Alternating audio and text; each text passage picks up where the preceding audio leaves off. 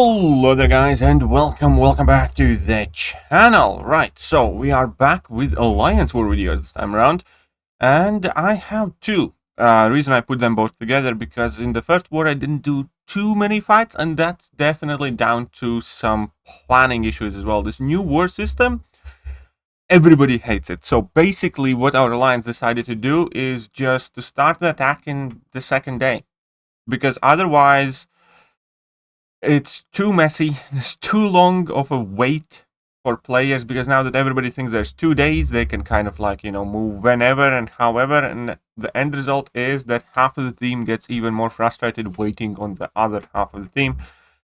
And yeah, so we basically just made the decision to ignore the first 20 some hours of the attack phase or the war and just clear everything later. And we started doing that from the second war, because first war was quite annoying. First war we're going up against DSVG.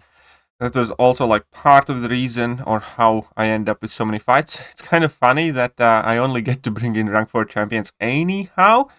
And that's also was one of the planning things where my officers kind of thought that, oof, 81 has everything at rank 5 or something like that. And I basically get assigned only rank 4s. No 7 stars, no 6-star rank 5s, but that's fine. So we're going to boost up. The first fight here, we're going to go up against this Void, against Munash. And it is a rank 5 Void.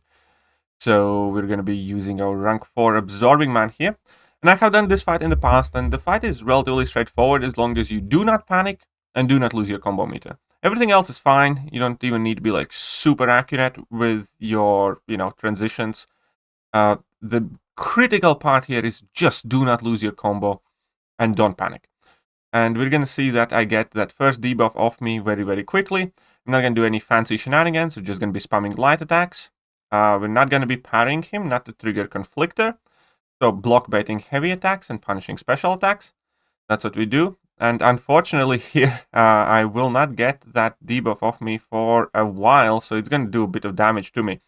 But that's kind of like the cool thing about Absorbing Man in this fight as well. You do have the regeneration. And that is why I'm saying is, as long as you do not lose your combo, as long as you do not panic, you will be fine. Because as those debuffs are getting placed on you and as your health does go down, it just kind of stabilizes, and your regen does let you recover basically the chip damage and the damage that you get from those Void debuffs. So it's not too scary or dangerous, really.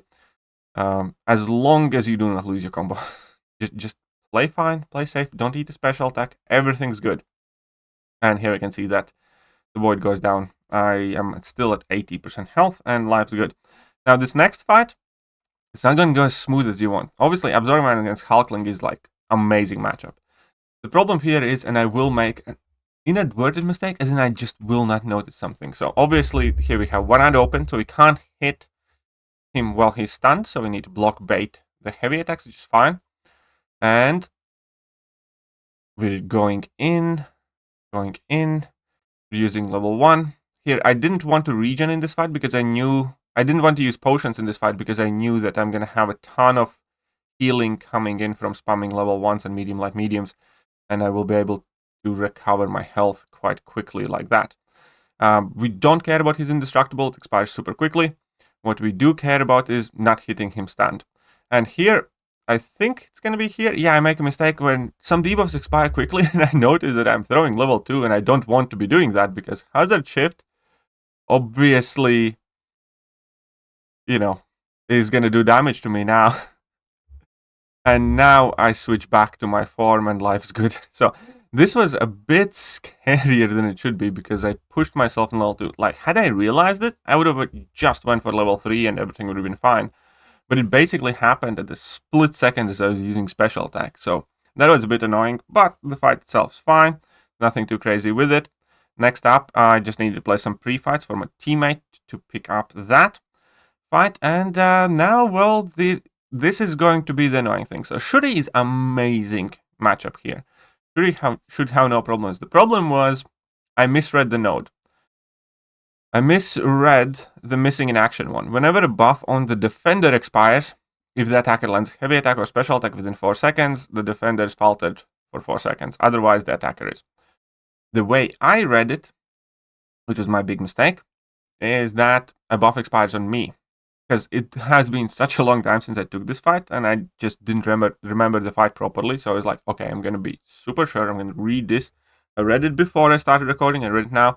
And both times I kind of missed that.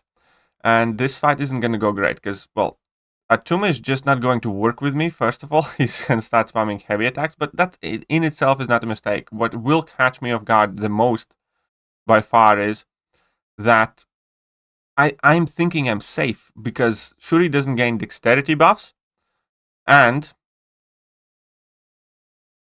in my mind, I'm never going to get faltered. And that is going to cost me. So now I have some critical shocks getting placed on him, bait out the level 2, life's still good. There's no real issue there. Just dropping my level 1s, everything's fine. Baiting out his level 2s. And the fight goes, perfect. It is only a rank 4 Shuri. But we can see that he's going down. And then I started missing. And then I started panicking and I eat a combo. And now he's nearly at 3 bars of power and I can't hit him because I ate that combo. And I either lose all of my ramp up or I go and drop a special attack because I do have max in equity.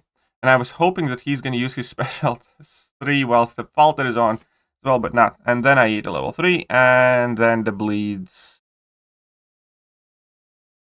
just keep doing the work. And then at some point I'm going to get faltered again, but those bleeds basically already ensured that I die. Had I had a wee bit more health, and I was boosted to the max, by the way, and I had a wee bit more health, I could have pulled it out. So that was my, first death. So as I said, very, very bad start of the season. This is the worst start of the season that I have had this war, and the next one is even worse. Anyways, I went back in there, I finished the fight, nothing too special. We ended up winning somehow miraculously because we were down 2 deaths and they died on last 3 or 5 fights twice. So we ended up tying them on score and then we ended up winning on time. We, got super lucky in this one. The only kind of consolation here was that Jessica Jones did net me KO in defense. So yay for Jessica. Anyways. The next match is against 4 Loki, and believe it or not, this goes even worse. So I have Anti-Venom, CGR, and Kingpin, and the first half of the war is perfect. So I'm going to be using CGR against Legacy's Void. No problem there, we're going to boost up, as we always do. I do have half the recall setup activated. And I'm going to make this super easy, because I want it to be mega safe. And the way I do this fight is with Power Start 1 boost. And in that way, I don't even need to really drop that heavy attack or anything. I just need to finish a combo with light, combo with medium. This is the safest way. You don't need any of these boosts to do these fights, but I didn't do well in the last war and I wanted to do my best. And here we are. So I'm just going to have to drop a combo with the light ender, combo with the medium ender, and the fight will be over basically. I don't even put the damnation. I didn't get to 5 judgments, but that doesn't matter because I get to my level 3. The level 3 also works as the 5th judgment, and that's a super easy fight. Next up, going up against this Null here with my Kingpin. Insult injury. The only annoying thing here is that indestructible one. But that's fine. Every time I gain a bar of power, he's going to be indestructible for a bit. Not the biggest deal. And we just need to push him to level 2s ideally, or block bait heavies, because it is power focus 1 node. So he always has a level 1. So as long as he doesn't use it, we're good. This fight's difficulty literally comes from the fact that he might be using a level 1, and then you need to make sure that he doesn't enter his Mega Chad mode. And other than that, this fight's relatively straightforward. Just block bait heavy attacks. He will basically never get to level 3, so you don't need to worry about that. I eat a heavy attack here, but again, not the biggest problem in the world. I'm just going to go in for a level 1. He's still not close to 3 bars of power. He has 2 degens on. And he dead. So, Kingpin just does Kingpin things. Kingpin's so awesome. Next up, I needed to take off my half recall setup. And I love this fight. I love anti-venom in general for a lot of stuff. And this is one of the fights. So this is Hazard Shift, Incinerate, Poison, and Power Reserve, basically. So Wong is not going to use much power at all. Additionally, I decided to start placing de-accelerates on him. So even if he charges his heavy attack, he's not going to be unstoppable, and I will be able to punish it. So that could be quite useful, as I figured. And we still get all the petrifies from my level 1. And the entire plan here is just to let him throw whatever special attacks he wants. I don't really need to dex anything, because none of that stuff is going to be unstoppable or unblockable. And yeah, just spam my level 1s. And life's good. Except if he refuses to throw a special attack. I mean, he's not a nice bunny here. Soon he's going to start throwing his specials. He's also at 90 plus charges, so I have to drop a heavy attack next. I'm going to take all of his level 2 in the block, and it does some damage, but we're going to regen that block damage like nobody's business. Drop a heavy attack to get rid of his charges. He drops a level 2 of his own. Unfortunately, I'm pushed to 2 bars of power now. Unfortunately or fortunately, either way, I'm just going to drop that and, get those massive furies for anti-venom. And now we just need to rebuild our debuffs, and that's fine.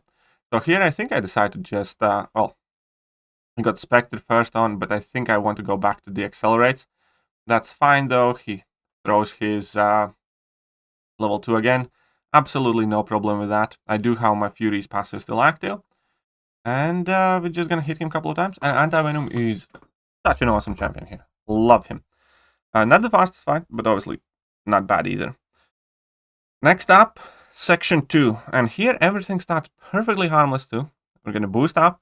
And here, Scorpion's going to be unblockable because I start with debuffs. But, obviously it's Kingpin, so debuffs are not a bad thing. And as soon as he throws a special attack, he tries to put heal, block, and armor break on me, which allows me to purify one of them and let me go unblockable as well. So now I just need to bait out another special from the Scorpion. That Scorpion evade is active. He can evade, but with Kingpin's degen, it's not that big of a deal. Plus, we can see that the damage is basically non-existent, and I'm still unblockable as well. I activate another level 1, and at this point, basically the fight's over, because the degen would just tick him down. He's at whatever, 7% health and dead. Easy peasy. Next fight, we have Terax. He also can go unblockable here, so here he catches me with the Indestructible 3 boost. So basically all that boost goes bye-bye. But I do get to activate my level 1, which is nice. So he has degen, and I have overpower buff active. I'm still unblockable. And I activate another level 1. Just, to get more degen, reduce his attack even further. This is Andrew's 7-star parry. Here, the one thing that I should have perhaps done differently is I could have let him exit his rock field to take less damage. But at the same time, I did not need Kingpin for any other fights, and he just goes down super quick. So I could have saved myself some health, but we're fine. And the fight's over. And now, stupid Kindred. I need to definitely practice Kindred more, but I thought I'm okay at fighting, or relatively confident fighting Kindred, because I have faced him quite a bit in Battlegrounds. Did some duels, and this is a very good placement for Kindred, because he will be charging his heavy attacks a lot, which means his charges are gonna go quicker. And here, he throws a level 1. And the point is, I need to stop him from gaining any charges right now, and I dash in too late.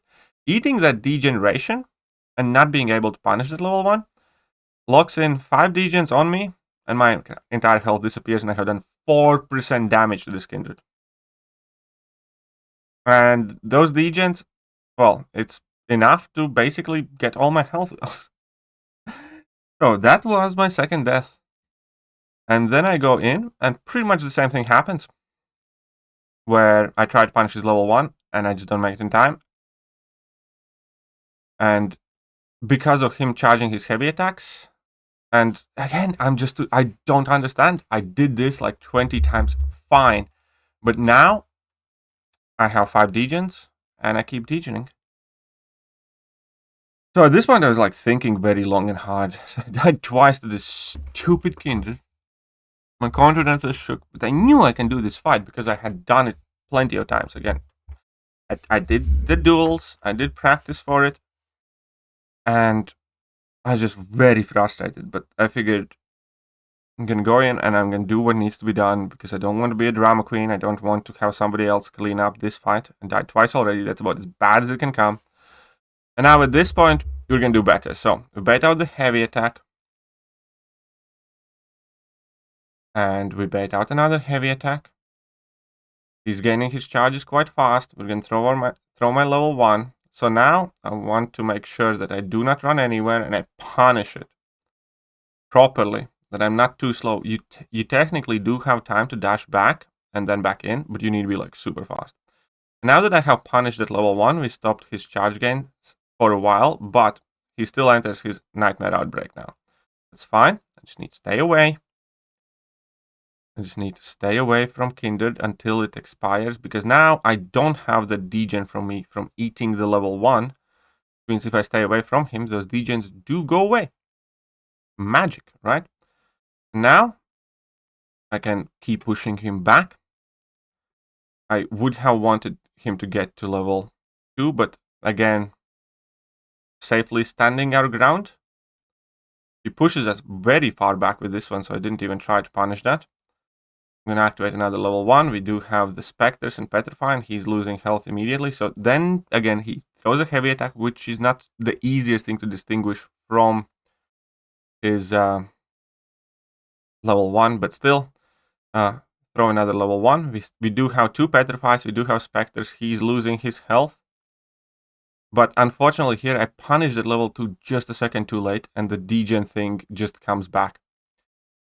So again, I do need to wait this out. I do need to be super patient, run away from him, because those degens will eat me otherwise.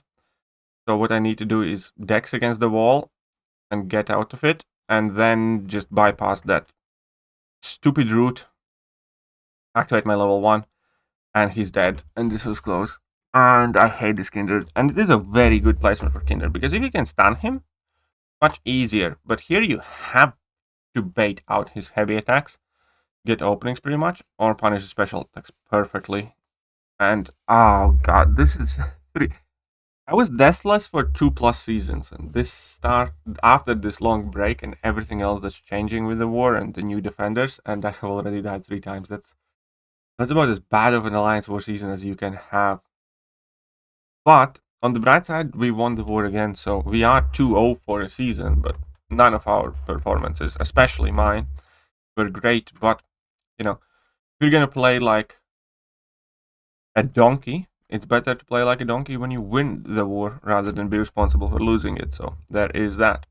Anyways, that is it for the start of my war season, and I'm gonna catch you guys soon. Bye.